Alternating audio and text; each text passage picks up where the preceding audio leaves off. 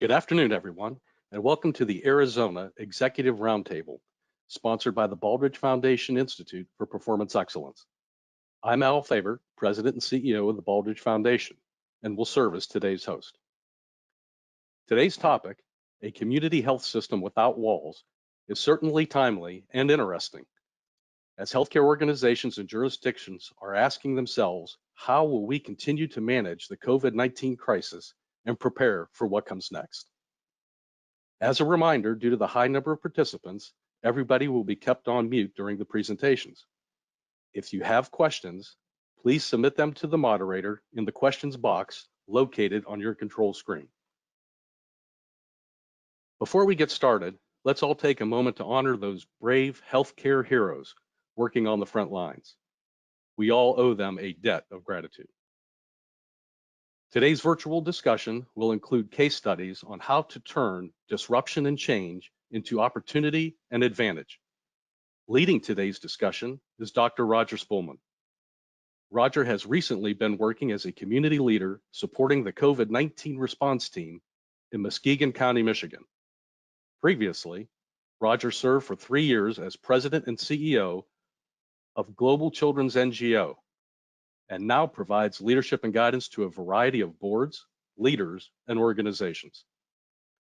After 37 years of service in healthcare executive leadership, Roger retired in 2018 as the president and CEO of Mercy Health. He has also served as a senior executive for Trinity Health and president and CEO of several of Trinity Health's largest regional healthcare systems. Roger, thank you for what you are doing to support those on the front line. I'll turn things over to you and look forward to an informative and meaningful executive roundtable discussion. Thank you so much, Al, and thank you for helping us sponsor this. We're so grateful to the Baldrige Foundation for your sponsorship and participation with this. And thanks to all of you who've taken time to meet with us today. It turns out, obviously, that today's discussion is so timely and really important. And we are grateful for all of our friends in Arizona. And you've been in the news a lot lately with the uptick of COVID infections. And it's great to be able to talk about what your response has been and to also add some additional support to you. It's our desire to be just that, supportive to you and to provide some thought leadership in this time of just unprecedented uncertainty.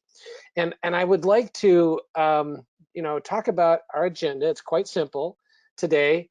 And in the next hour, now the agenda is simple, our task is not. It's going to be difficult to try and put everything into an hour and to really stay on task here, but we're going to do our very best. But we'd like to explore together how to do this, how to turn this disruption into a great opportunity and to help you develop an advantage that many of your colleagues in other states and other areas don't quite have, and to share our learnings and insights from really working on the front line, supported by case studies from Arizona, as well as from Georgia and Michigan. So throughout the discussion, Al had said earlier that you can submit questions. So please do that. This GoToWebinar format is very customizable. So you can submit questions to us and we'll do our very best to answer them. I'll try and get them answered within the body of the roundtable discussion. And if not, maybe we have some time at the end to do that. So please do that. And then we also want to incorporate your discussion into the dialogue. So if we don't, for some reason, get to your question, we will be happy to follow up with you after the fact. And know that we're going to send these slides out to all of you. We'll make those available as well as some other a couple of offers to you that we think will be really helpful. So that is the agenda. And I want to first of all introduce our panelists. Oh, by the way, you can customize your screen so as we're talking, you can see the slides. There's a little gray bar in the center, and you can just click on the speaker if you like, or click on the slides. So just feel free to do that as you wish. I'd like to introduce our panelists quickly, and I'm going to I'm going to end up with Dan. I'm going to start with Angie and Ben. So Angie Franks and Ben are both incredible entrepreneurs, and they are just wonderful people. So I'm very happy to introduce them to you. Probably most of you, or many of you, have already met Angie and have had contact with her.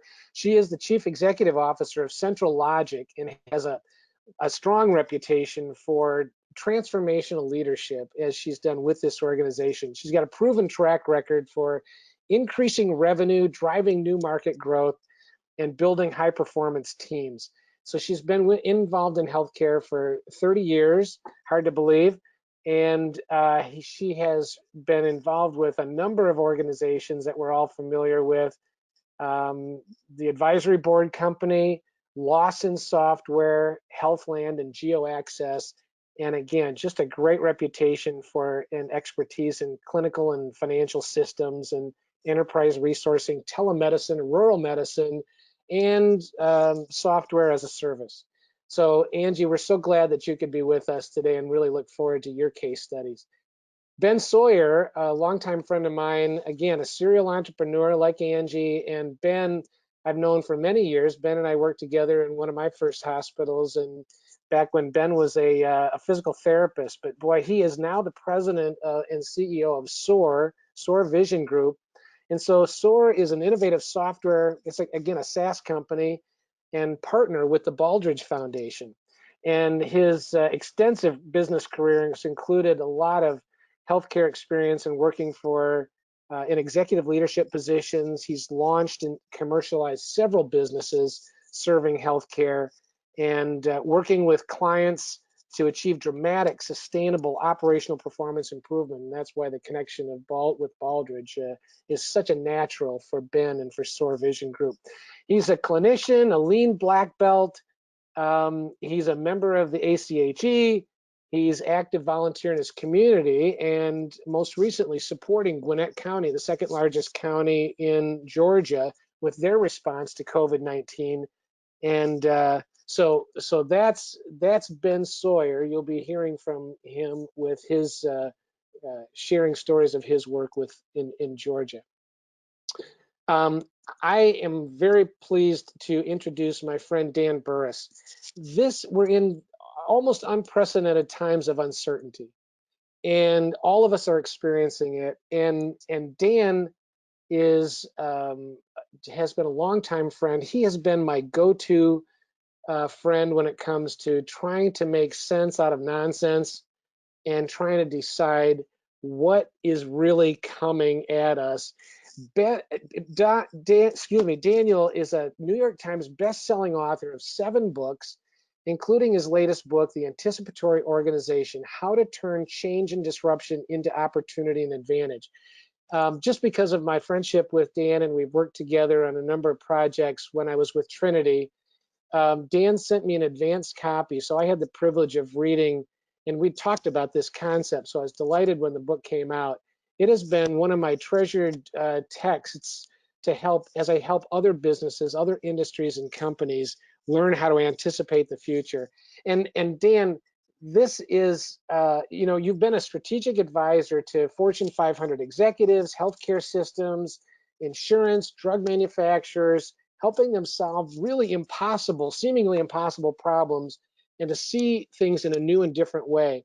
And while predicting the future is it's your superpower, it's really not a supernatural power, meaning we all can access this. And that's why I'm so excited that you agreed to work with us today. And so Dan, over your you have a 36-year track record of accurately predicting the future. And so I know people will think that's impossible, but we just want to let you have the opportunity to tell us how we can do that. Is that possible? Can we actually figure out how to predict the future like you? So Dan, please take it away. Dan, you're We sure unmuted. There can. you go. We can Good. definitely do that, Roger, and that's why I'm here. I mean, I think the two most important moments in a human's life is the day you're born and the day you find out why you're born.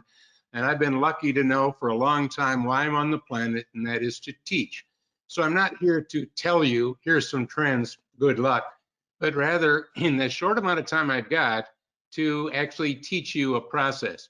And one of the ways over the last 36 years I've been right about where things are going with the books and literally thousands of articles and speeches, highly about the parts I can be wrong about.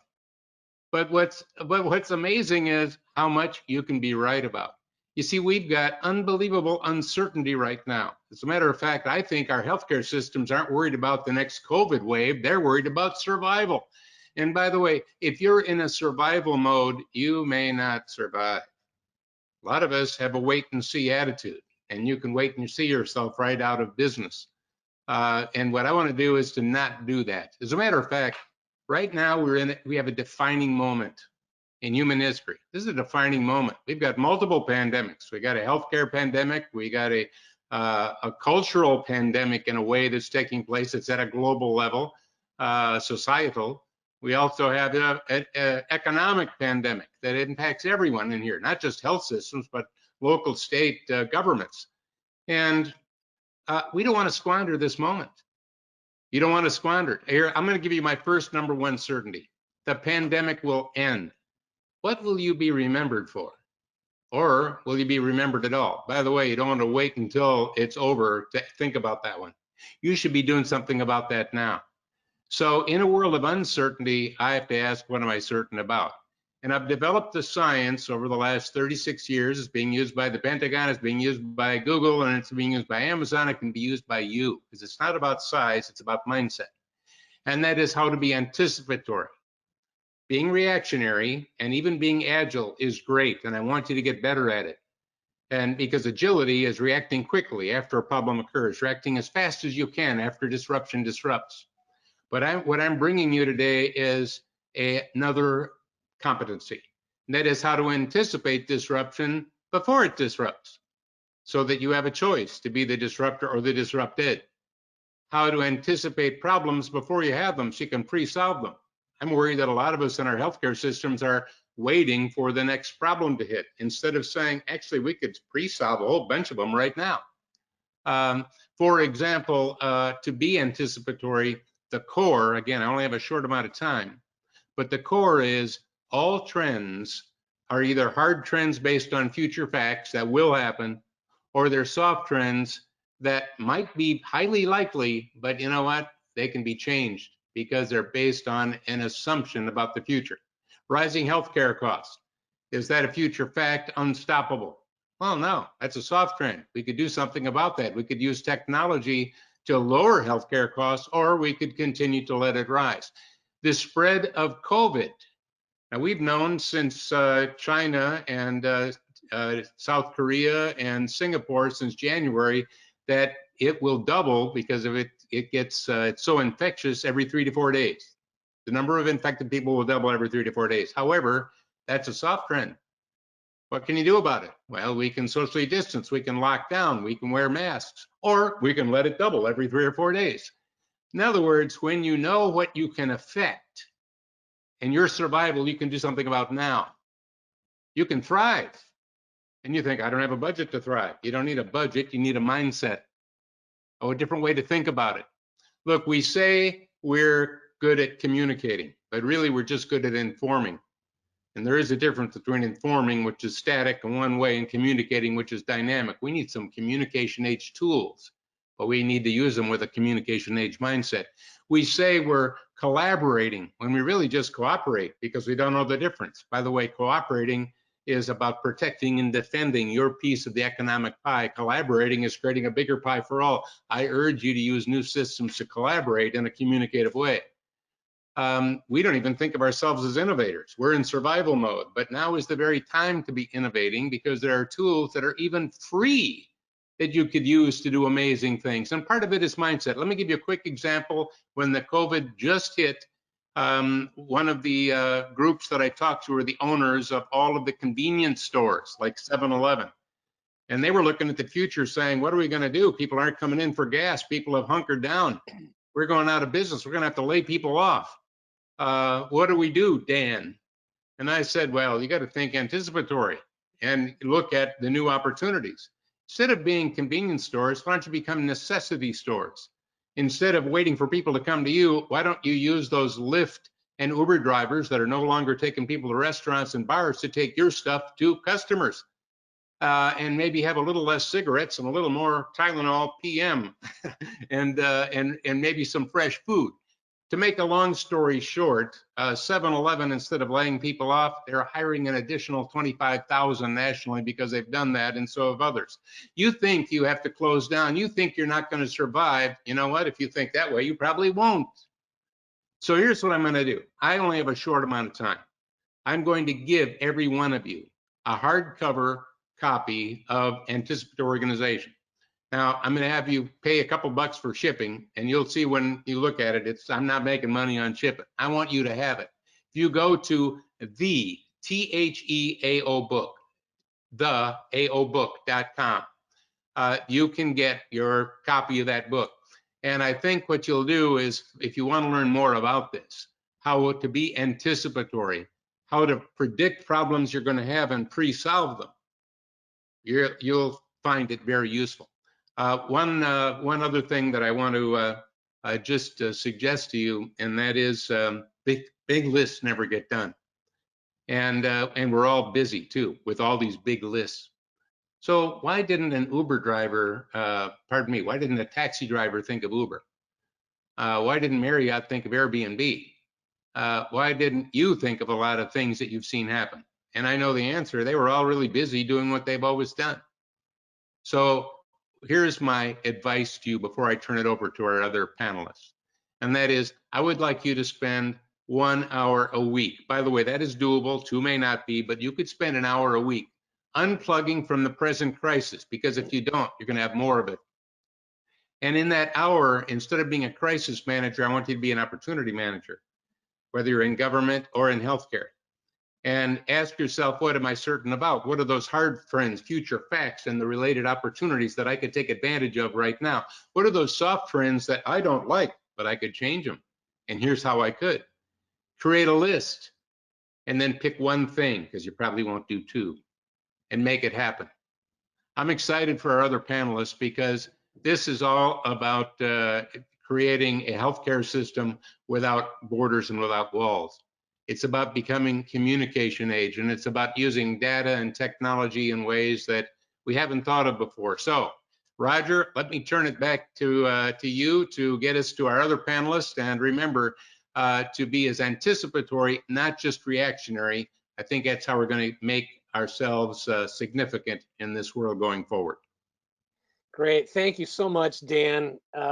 So the rest of you can see how why I was so excited about having Dan as a part of this project, as well as I've used your principles. You have to, guys, you have to get that book. It's very helpful, and it will transform the way you and your teams look at the future. And it's very simple. And we'll talk about some next steps, and we'd be willing to help you have that discussion if you like. But please get the book. Thank you so much, Dan. It's been really great to have you encourage us again. So next, Angie Franks, as I introduced her before, and I said she'd been working on a project in California, or in Arizona rather. So Angie, you and Central Logic have demonstrated with Arizona proactive leadership in terms of getting ahead of the COVID-19 crisis. Remember, we wanted to not overwhelm our health system, our governmental units. We didn't want to overwhelm them. We wanted to give them tools to make sure that they could take care of not just COVID-19 patients, but other patients as well. So you all figured out a way to do that. You got the acute medical care system and citizens' immediate access without overwhelming things. How did you do that? How did Central Logic do that, engaging the state to accomplish this objective, Angie? Well, thanks, Roger. First, I have to say we did not, we were not the ones that had the vision for the state of Arizona to pull this together on behalf of their citizens and communities. I've got to really recognize the leadership in Arizona, from the governor to his staff, Dr. Christ, Dr. Villarreal, the work that this team did to pull together all of the health systems in the state to work collaboratively and do so in an anticipatory manner for the benefit of the citizens of Arizona was absolutely phenomenal, and we've been thrilled to play a role in that success so far, and in the fact that that it's really truly impacting lives for the people in the state of Arizona that are suffering from COVID and have been affected by this pandemic. What the role that we played and what we've done to contribute to this effort is we really created a centralized system, a technology system for load balancing COVID-19 patients across the entire state. And the goal here was to make sure that we could utilize all of the capacity in the state, all of the beds, the ventilator capacity, and even the critical care staff, and pull that together in one function, supported at the state level, where they can help coordinate and orchestrate patient care to leverage and utilize all of the capacity across the state, so that one system or one hospital or one region doesn't become overwhelmed while others have capacity. And this is thought leading.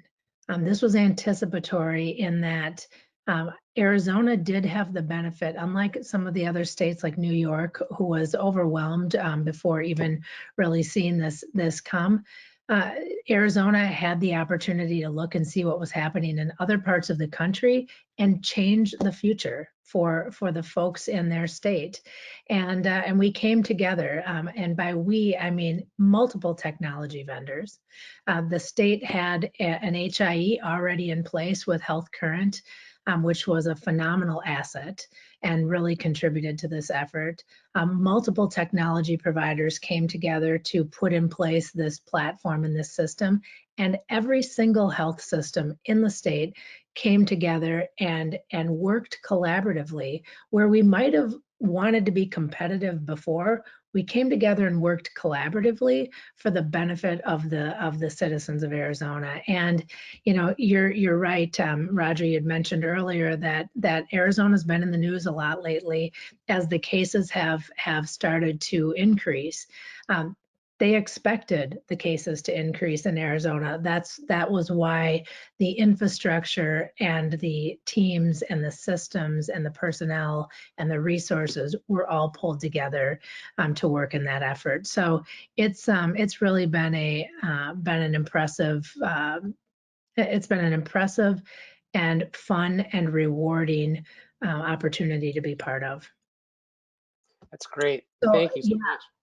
yeah, you bet. Those were some of our learnings, Roger. I know you've had some insights and learnings that you've gleaned from some of the work that you and the team at SOAR have done in Michigan and Georgia, especially here during this pandemic. Maybe I'll turn it back to you to share what some of those learnings have been. Thank you so much, Angie. And I want to remind those of you, our participants, that if you have specific questions for either Daniel or Angie so far, please, again, use that function and send us your questions, and we'd be happy to try and address them. But Angie, thank you. What I've seen happen in Arizona, and all of you on the call who are a part of that, very, very different story than in other states. You mentioned New York and others that were overwhelmed. And then there was my state of Michigan, which was very, very slow, extraordinarily conservative and cautious, which created other community problems that were really not based on facts, not based on things like load balancing and others and management of the real resources. It was just not based on fact, I guess. So thank you for the work that you all did on that. So the work in Michigan and Georgia. Now, Michigan, I I was minding my own business, trying to retire from healthcare. And the last part of February, last week of February, beginning of March, I get an email over the weekend from the county health department in where I live in West Michigan. And the director of the county health department was asking me if I would consider being a part of a community response and advising them as they were just beginning to deal with this. And my first reaction was no, but I thought better of it, and I thought maybe I could lend a hand and be helpful. And so I went to a meeting on a Monday morning with the county health department and their epidemiologist and the county administrator, and I attended a few of their meetings that day. And it seems like forever ago. It was really only 3 months ago, and it's amazing what's happened since. But I realized some things at the very beginning, and one of them is that this poor governmental unit that had had its budget cut every year for decades, and that they were just any opportunity to create revenue was taken away from them, and they were just cut to the bare minimum. And so all of a sudden, this pandemic occurs. Their responsibility and role is to be our guiding star, North Star, in times like this, and yet they were totally under-resourced and unprepared to really step up and take advantage of and be leaders in this situation. So here are some learnings that we found that we took from that experience. For states and health systems, okay, we found that the struggle is real, and they've struggled to manage this public concern. And what I mean by that is every business, every school, law enforcement, first responders, everyone now has questions about, can we do this? How can we do that? And it's all being funneled to, can we open? Can we stay open? How do we stay open? How do we get PPE? All of these questions and concerns were funneled to the county health department and to the local governmental authorities. And so they were just drowning in questions and concerns. And so how do you manage this public concern? How do you assess new and ongoing threats? Because remember, we knew nothing about this at the beginning. We knew nothing about it. We didn't know what we were dealing with. And it was like having you've got a 1,000-piece jigsaw puzzle, and you don't have the picture on the cover, and all you have is 10 pieces, and you've got to try and figure out what that picture looks like. You're going to be totally wrong with 10 pieces. You'll be totally wrong with 100 pieces. You got to get 500, 600 pieces before you understand what you're dealing with. And so how do you assess new and ongoing threats and figure out what you're dealing with? How do you address, now we've got supplier shortages. How do we manage the logistics of key variables and key information and key products that you need? And again, all the time, the phone's ringing, ringing, ringing at the county, with these questions. You guys should know. And I felt so sorry for them. They were sincere, but they were overwhelmed. How do you maintain employee health and engagement? So everybody, dog groomers, salon owners, restaurant owners, schools, how do we deal with this? And you're the authority, how do we deal with it? And then how do you stay aware of the most up-to-date recommendations? We had hundreds, I'm sure everyone did, but hundreds of executive orders. So how do you interpret those? What does this mean to me, to my business? And so these were some of the immediate concerns. And so here's a question. Well, let me go to also feedback from leaders that we began to talk with. So knowing the concerns, we began to go to people that we know. And by the way, when I was asked to do this, my immediate response was not really no, but how can I help? To be very honest. And just the prior week, literally just the prior week, a few days before, I've been talking with Ben and his team at SOAR, some of my new colleagues, and talking about a tool that would help coordinate information, reliable information, immediately transmitted to everyone, cloud-based, so everybody has this device and they have access to the same information all the time. And it's not just the health department, but the hospitals and all the other providers as well. So we began to, I thought this could be really helpful. And so we began to get feedback from others because they've said we need instant access to key deliverables. We need to focus our attention. Now we can't do everything, but we have to, there are things that we must do. Kind of what Dan told us. If we have a long list, it won't get done. What are the must do, can't fail things that have to be agreed upon with all of us? How do we share this information that's always being updated? How do we keep it accessible? Where's our guide to conversations regarding executing on deliverables? We can't wait for meetings. We can't call a meeting. We can't even meet. So how are we going to manage this between all of the key components in our community?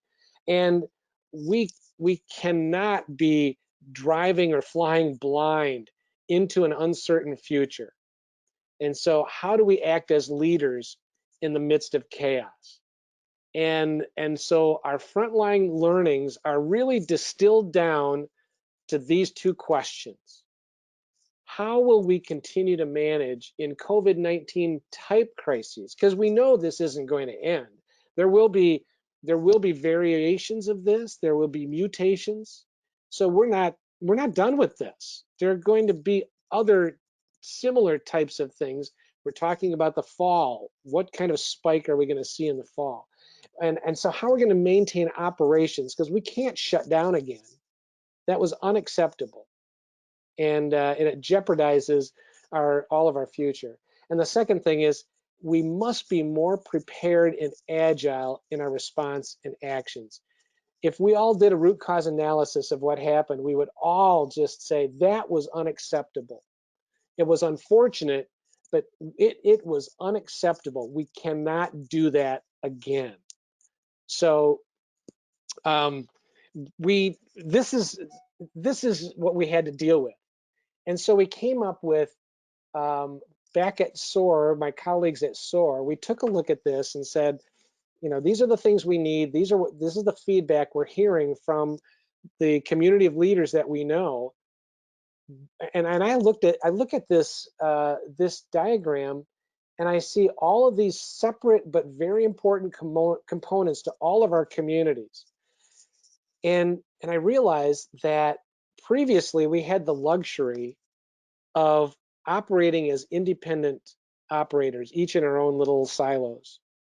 And this crisis, this pandemic, immediately took down those walls and said, you have to communicate. You cannot operate independently. So what we've created, or what we're seeing, is this health system. Dan mentioned it earlier. It's a health system without walls, without barriers between us. That's the only way we're going to be able to respond appropriately and effectively to the needs that we see around us, because these are real needs: corrections and law enforcement, first responders, schools, businesses. There's homelessness, there's housing issues, there's food insecurity, food co-ops, skilled nursing facilities were a focal point, weren't they?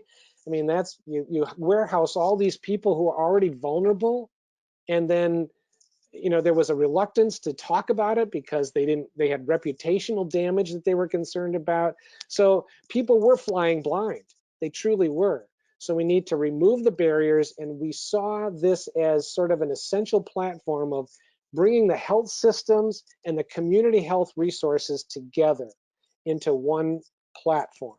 So let me quickly go through the insights that we gained. One, that jurisdictions, and I mean by that states, counties, cities, governmental units, they are central. They're the solution. We are all looking to them to be the voice of authority in situations like this. It's no longer separate from everything else. We're looking to you to be the voice of authority, so we need to help you. Secondly, hospitals and health systems, that's the world I come from, honestly. And I realize this is, you all know this is true. We have a mandate to provide or prove that we provide community benefit. And previously, we could satisfy that requirement by writing checks. It's not quite that simple, but almost. And yet now we can't do that. We have to get absolutely involved and talk to each other and agree on some actions that we have to take together. So it takes a whole community to solve this very, very unusual problem. And then finally, we believe that public-private partnerships are critical. So how do we become well organized, well orchestrated, and take action that replaces these fragmented, siloed efforts? So that's the stage that we're setting. That's the challenge to all of us. And I want to now turn it over to Ben. Ben Sawyer, now you've done some of the same things that I have. You know, this pandemic has shed some light on, and it's opened the door for a new way of thinking about this, a new normal for our organizations and state and local governments to work together for the benefit of public health. So what do our community and health system leaders need to be taking action on to make sure that we create this environment that takes down the walls between all of those constituents? Thank you, Roger, and that's a great introduction. I want to talk to you guys about what the front line has felt like. So just to give you a little bit of background, I live in Georgia in the North Atlanta area in Gwinnett County, which is the second largest county. It's about 1.5 million people, very diversified. There's over 100 languages spoken. They state that our county kind of represents what a lot of America will probably look like in 2050. And there's, along with that, a whole challenge, right, of being able to make sure that all the residents get what they need. So one of the things we realized as we were looking at this health system without walls and taking action examples was that we needed, as a community, to be able to manage visibility, our resource visibility, and then be able to kind of coordinate planning around that, and then be able to essentially manage allocations. I'm just going to give you a quick example, and then I'll go into detail. So most of you are familiar with free and reduced lunch programs with elementary schools. So there's a large number of those, as you might imagine, in this county, well over 36,000 students. So with schools closing, you know, during social distancing and so on, a lot of these children faced, you know, problems with access to food. So one of the things that the food co-ops were trying to coordinate was peanut butter sandwiches. And then the question was, well, who has the peanut butter? Like, where's the peanut butter? It was simple stuff like that, right? What you would never expect in a pandemic, because you're thinking about healthcare, you're thinking about, you know, ventilators and so forth. But in this case, they were thinking about, you know, how do we get these kids fed and who's got the peanut butter, right?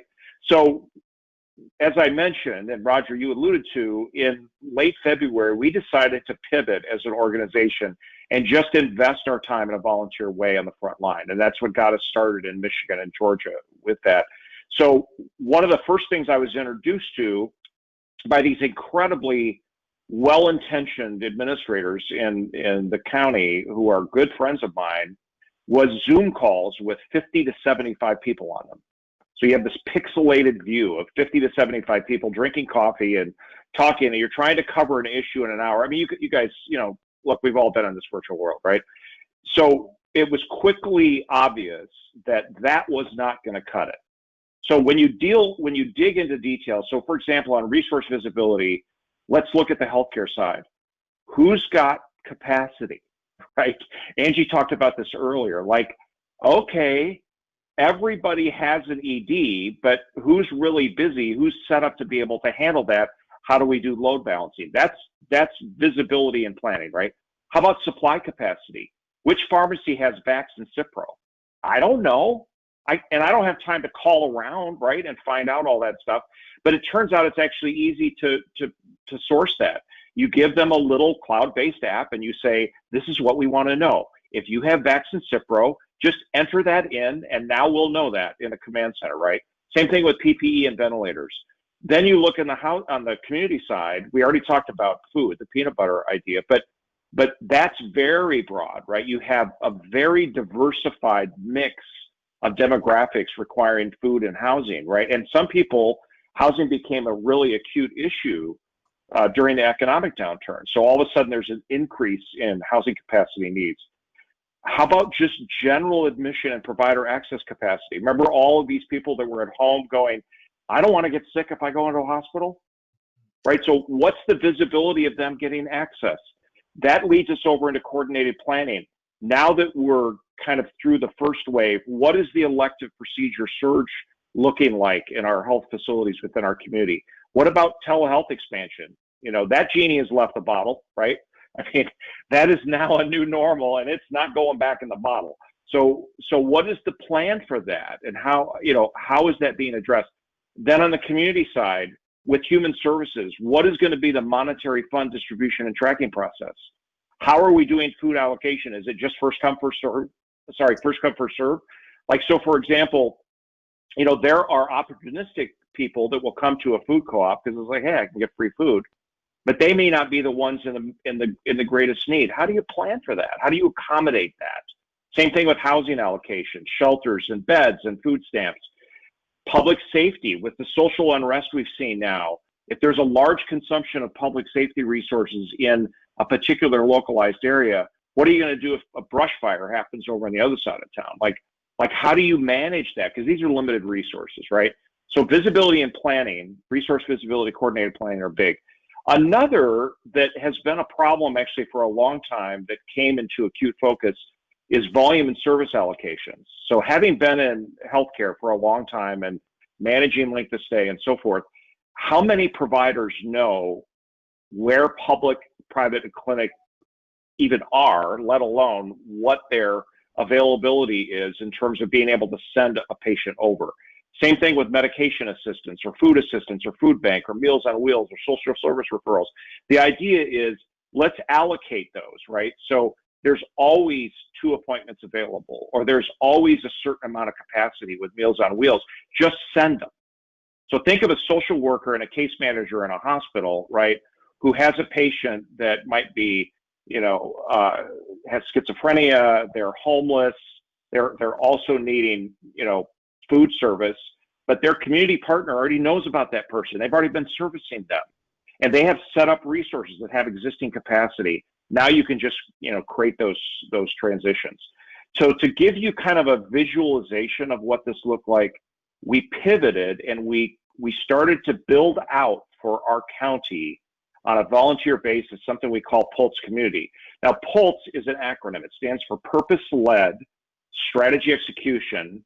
And what we were hearing from our collaborators here in the county is we need like a strategy execution superstructure kind of thing. Like, we just need to know what we're doing, what we're focused on, and who's responsible for it, right? And at the center of this virtual hub then are the things they were working on. So if you can't see that, I'm just going to hit a few items. So we need to know about food security and insecurity. We need to know about housing. We need to know about workforce and who's virtual. We need to know about access to healthcare. We need to know about, funding and supporting communication within our community. And we need to be able to make sure that we have multicultural early learning support, because the problem of child readiness, kindergarten readiness, and third grade reading scores persists whether this crisis is going on or not. So PULSE Community is a software services application that organizes strategic priority for the county, orchestrates multifunctional action plans, and then visualizes performance results in a single accessible web-based solution. And the key objective really is, let's provide aggregate community level data. So this is kind of the big picture, right? But then the next iteration was like, hey, wait a second. We're trying to support our residents. So the next thing we got into was something we call PULSE Residents. So in this case, what you're basically doing is it integrates into PULSE Community, but it creates a base demographic community ID record for each resident as they're interacting with the different agencies. It's like an encounter summary, right? So you can have interagency notes, you can have kind of a rolling resident resource consumption and allocation, a planned resident encounter event, and aggregate reporting. So now you have both the macro that's going on in the community, as well as specifically what's happening for that resident. And by the way, from a health system standpoint, what is that resident potentially going to become? A patient in your facility. And knowing that and understanding how they're utilizing resources and being supported by your community partners is integral to you being able to help them manage then the post-acute process, right? And the kinds of resources they're going back to, not just in their home, but surrounded by the community. So in terms of pulling it all together, let me just see if I can create a graphic for those of you that are listening in. And if we can go to that next slide. So we want visible, orchestrated, meaningful strategy, right? Kind of like that strategy execution superstructure. Let's just call it, for the purposes of today's discussion, kind of an essential platform. Like between health systems and counties, we need kind of an essential platform. And let's mark kind of the 4 areas that we're comfortable with, right? There's emergency care and access, right? Which Central Logic has demonstrated, and in Arizona with their innovative leadership, this is how you can orchestrate patient admissions and transfers. You can lower the risks of clinical delays. And you can also, as an organization, help to reduce your revenue leakage, which, by the way, is a big deal right now for health systems that they're losing, billions of dollars a month as a industry. So then you look at healthcare itself, inpatient care, right? So we had been working prior to the crisis in Pulse Healthcare, and that really was addressing the ability to make kind of these mission control centers that health systems have virtual, right? So it's in people's pocket. So what are our priorities? What are our pillars? What are we doing about high reliability optimization? And how do we, facilitate this organization-wide visibility and strategic dexterity? So that was already in place, but the net new, now where you're talking about the community and post-acute care, was Pulse Community. So Pulse Community then has a data feed back and forth into Pulse Healthcare, and then you have Pulse Resident. So Pulse Resident, kind of at the top of this equation, again, has a data feed both ways. And now the opportunity to enhance your HIE, your Health Information Exchange, and be able to have software services tools that are virtual and that allow you to be able to respond agilely in these kinds of circumstances are really important, right? So Roger, I'm going to pivot it back over to you, because I think, you asked me about taking action, so I'm trying to give you guys examples of this is what it looks like on the front line, like this is what it feels like in the weeds, right? But maybe what you can do is give us a little bit of a perspective, maybe at the 20,000 foot level. Great, thank you. Thanks so much, Ben. That's a perfect transition. And by the way, we are getting some questions on the chat, and that's great. Thank you so much. One of the questions was just answered. It was for Angie. What is HIE, Health Information Exchange? Ben just unknowingly answered that question. So, how is it helpful? Glad I could help. Yeah, it's an aggregator of all health data. When health systems deposit their data into this common data exchange, so that they share that critical information. So that's what that is. And sorry, we do, those of us in healthcare love acronyms, so we do use a lot of those. Thank you, Ben. That was really great. And I just want to say to our listeners that was packed with a lot of dense detail and information. And I hope you're impressed with the power of this tool, but I hope you don't miss the fact that it is not only, it's at the same time powerful, but also very simple. And there's really no learning curve, very little learning curve. So gradual to learn how to use this. It's completely customizable. So you pick the things that you want to measure and you want to track. And so it's very, very easy to use. I just assure you that from personal experience. So thank you. So here's the bringing it up and trying to look at it from a more general perspective now as we bring this plane in for a landing and wrap things up with your questions and just some final reminders in terms of how to get a hold of some of this information we're offering. So here's the collaboration opportunities. We wanted to end this this discussion with some practical things that you can do as an individual and as an organization and as a community. So the first thing, as an individual, there's something that SOAR and Central Logic and the Baldrige Foundation are collaborating on, and it's called Leader Dialogue. And Leader Dialogue is just it's a podcast, it's a radio show format podcast that discusses current topics that we feel are going to be very helpful to our constituent groups. We desire to be thought leaders on this, to help stimulate the kind of thinking that you and your teams need.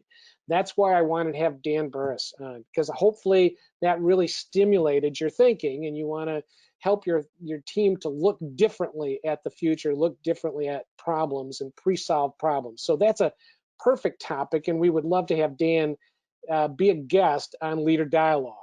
And he's nodding, so I'm going to take that as a yes, Dan. Perfect. And Angie talking about how about Central Logic, how your company has been able to aggregate people and help them deal with scarce resources. You know, that's another perfect topic. So I think Angie is going to nod. Yes, she's nodding. Good. So we'll have that opportunity to make that available to all of you on Leader Dialogue. But you'll see these topics. I won't go through all of them, but we tried to anticipate what this health system, community health group in our new future would want to know about and would not want to talk more about. So we would love to have your feedback on this. And so we'll send out a SurveyMonkey survey for you to just tell us which topics listed here, or maybe some that aren't listed here, that would be really helpful to you and your teams. So that's one thing you can do. Secondly, organizationally, Dan talked about changing your thinking and to pre-solving problems, to watching the trends. How are these trends going to impact us? Are they hard trends that can't be stopped, can't be changed? How are we going to cope with them? Or are they soft trends? Are they things that we can actually influence and take advantage of? How can we run around and get ahead of the pack and use this to our advantage? Those are kinds of discussions that that Dan would like to help you with, that we would like to help you with if you want to do some further discussion. And don't forget to get the book, because that will help you tremendously, but we'd love to help facilitate that. So organizationally.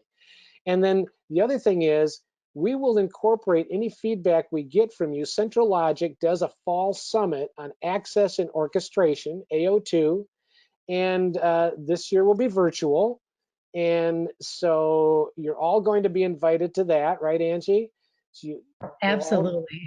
Good. You'll all get an invitation. But it's now is the time when Angie and her team are working on the agenda. So they really desire to make this a meaningful experience. So be wonderful if we could get your ideas and what would be most meaningful to you. So individually, check out these Leader Dialogue. Organizationally, engage us in some way. Engage, Angie and her team. And then finally, public-private partnerships. We again are desirous to be supportive to you, thought leaders, to help you in accelerating state and county, state, and health system collaboration while you have CARES Act dollars, or while there are resources that are available to help you make good decisions on how to spend those dollars in the way that will not only address the current real actual needs going on today, but how to prepare all of us better to deal with these things in the future. So that's our attempt at giving you opportunities to take some next steps. So I would like to address a couple of questions if we can. We've got 5 minutes left, and so we want to fly. Suresh has a question that says, how do you develop meaningful private and public partnerships in healthcare to improve availability, affordability, and quality services? I want to first toss that to you, Angie, and then see if Ben has a comment after that. Sure. Yeah, well, I think this example of what we just talked through with Arizona is just a perfect example of a successful public-private partnership for the betterment of the folks in Arizona. And that really took all people, all participants to come together and be willing to maybe shed some past fears and anxieties like sharing data and collaborating versus competing for patients. It took technology companies to come together and say, yeah, we're going to interoperate and make our systems work together for the betterment.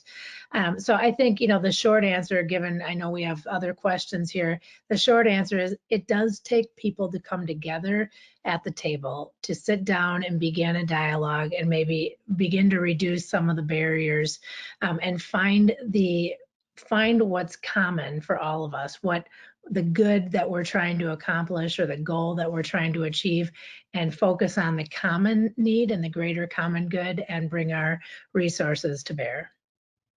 Thanks, Takes Angie. leadership. Yep, thank you. Ben, I know you have some great ideas, but I'm because of time, I'm sorry, I'm gonna move us along to wrap up. These people have been so kind to give us an hour, and I want to make sure that Absolutely. we end on time. And for those of you who have questions, we'll do our best to respond to those individually. Also, be aware that we're going to send out an email to you, everyone who's registered. We'll let you know how to get Dan's book. Please do that. Secondly, there will be a link to a survey. If you take the survey, we will also, Dan has graciously agreed to allow us to send you a copy of his top 20 hard trends.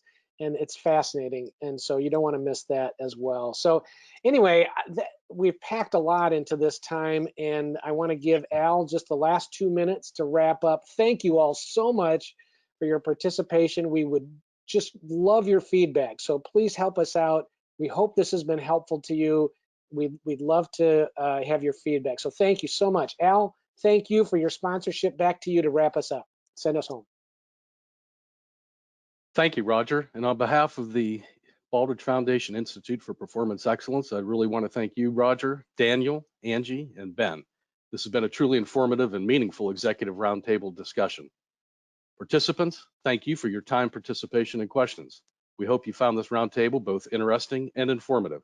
As Roger mentioned, please watch for a follow-up email that will include a brief survey and your thoughts for 3 follow-up topics. Upon submission, you will receive a free autographed copy of Daniel Burris's The Anticipatory Organization. Thank you once again, everyone, and have a great day. Thanks, everyone. Bye-bye. Thank you. Take care.